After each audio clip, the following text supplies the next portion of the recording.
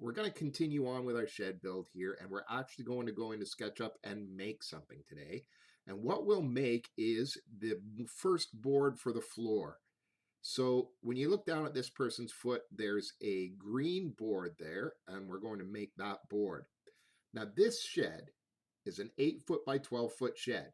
The reason we picked that, you can build this shed in the city of London without taking out a building permit and without having the building inspector come there to look at it and approve it.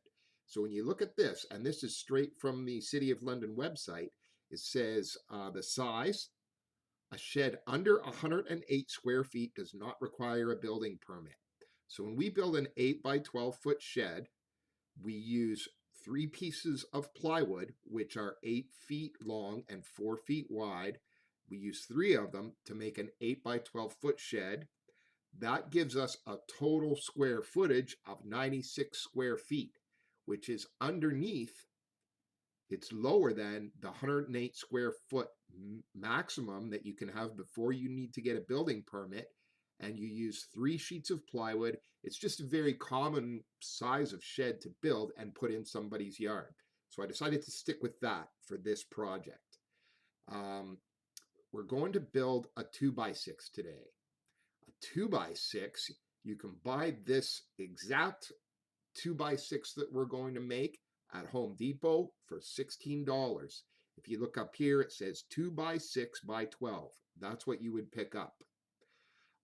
The other thing, and I think we've covered this in class back in the olden days when we used to go to school, and we talked about how a 2x4 doesn't actually measure 2 inches by 4 inches. If you get a 2x4 and you put a measuring tape on it, you'll see that this is 1.5 inches by 3.5 inches. And that kind of matters a little bit today, just so you understand when we make this 2x6, it's actually going to be 1.5 by 3.5, because that's the thing they do when they sell you construction lumber. They sell you a 2x6, but as a standard thing in the construction industry, basically forever, it's not actually 2 inches by 6 inches, it's 1.5 by 5.5. So today's SketchUp stuff, we're going to look at the axis, we're going to look at basic controls, we're going to draw a rectangle, and then we're going to pull that into the proper length of our board, and we're going to make that into a component. And you'll see what I mean by a component when we get in there. It's fairly important to understand what a component is, but it's also kind of simple. As soon as you get it, you'll know. One thing that's going to help us out today is to remember that SketchUp has axis kind of like a graph. This is the red axis, which is sort of like an x-axis. The blue axis goes up and down, and it's kind of like a y-axis. And the green axis, which goes sort of back and forth, is something that wouldn't normally be on a paper graph. But when you're using 3D design software, you have to keep in mind that it needs a third dimension, so it has 3 axes.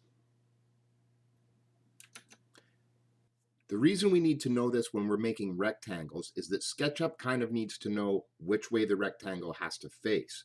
So if you can imagine drawing a rectangle in SketchUp, like this green one that I've got here, it faces sort of perpendicular to the green axis, and this blue one faces perpendicular to the blue axis, and this red rectangle faces perpendicular to the red axis. And SketchUp might not know exactly what you're trying to tell it to do.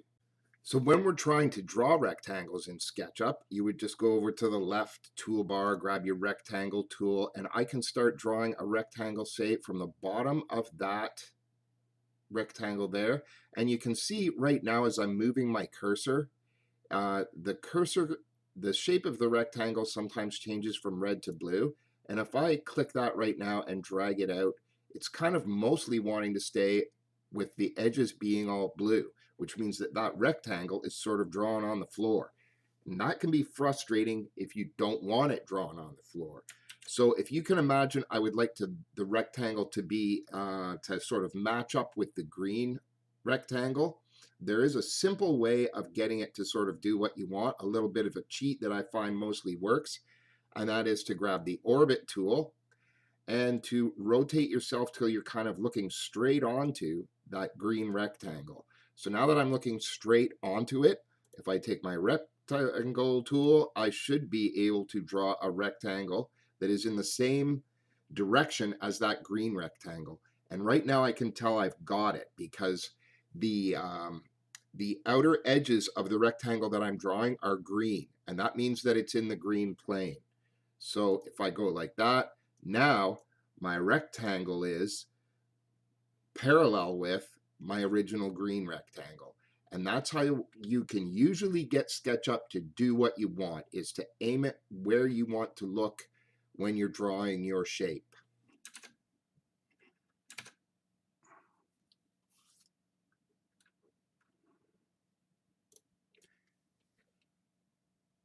When you open SketchUp this time, you will please open up the new Shed project, the one that's called Shed Project 2 that's attached to this assignment. You'll see this, and we will put our first set of rectangles. In order to make this easier, I'm going to zoom in a little bit on towards where I want to build it. So I'm going to zoom in towards this person's feet. Actually, at this point, I'll need to grab the hand, which is the pan tool, move myself into the center of the screen, and then re-grab the zoom tool, which is the magnifying glass, and I'll zoom in a little bit, and I'll grab the orbit tool, and you can orbit around until you're kind of looking straight down the green axis, and next you'll reach over and you'll grab the rectangle tool. So you grab the rectangle, start here. Now the rectangle is already green, and I want the edges of my rectangle that I'm drawing to be green to make it in good shape. I click once and let go of the mouse, and then I start to pull up, and you can see that if your edges are staying green, you're in good shape. Now you don't have to actually draw it to be 1.5 by 5.5 inches. If you look down at the bottom of the screen, there's some numbers highlighted right now, and it says 4 5/8 by 1 foot 2 1/8. You're just going to enter numbers, and it's going to get rid of those numbers and put in what you enter. So right now I'm going to enter 1.5 comma 5.5, and I hit enter, and that makes my 1.5 by 5.5 rectangle. So that part is done. Now I'm going to grab the push pull tool over in the right hand side here, click it onto that surface, pull it towards me, and I'm going to do the same thing with the numbers, except that I want this one to be measured in feet, and I want it to be 12 feet long. So I'm going to enter 12 and the single quotation mark for the foot symbol, hit enter, and there's my 1.5 by 5.5 by 12 foot board. So I'm going to zoom out just a little bit on this now so I can see it a little bit more clearly, and we'll do making it a component, because I would rather that you make it a component before we go move on. And I will orbit so I can kind of see all the edges just a little bit better. When you select things in SketchUp, so you come over to the left-hand side, pick the select tool, you come down and you could click on a surface, and you can see now that that surface is sort of full of blue dots. I'll click off it and it's white again, and that surface that's facing you is full of blue dots. So I've selected that surface. If I click twice fast, I select that surface and all the surrounding edges. If I click 3 times, I select all the stuff that is connected to that in any way. Then I can right click that, I can hit make component, and I will make this my 2" by 6" by 12 foot. Now, sometimes I don't even bother naming my components. If I'm just doing a simple drawing, you just sort of let them exist without a name, and that would be fine too. There you go. So now the reason for making things into components, I'll demonstrate quickly here.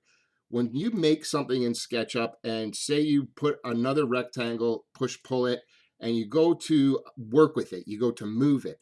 Well, when it's in this kind of a condition here, you're still editing all these surfaces and edges at this point. And if you click on this edge, you can do all kinds of crazy things with that edge that we don't want to do. You can pull it off to the sides, pull it out in all kinds of different shapes. And if that starts to happen, all you have to do is hit escape. It will go back like it was. And even if you do, click on it. So you just click on it once and then you can start to move it and work with it. And you do make some kind of shape that you don't want, just hit the undo button and it will undo. But once you make that a component, you can see now that if I go over to my 2x6x12 and I grab it on the edge to move it, it all moves as one piece. Okay, so that's what a component, the basic reason why we want to make a component right away. And that, guys, is making the 2x12. To make one more job here, we will fill it in with the paint bucket.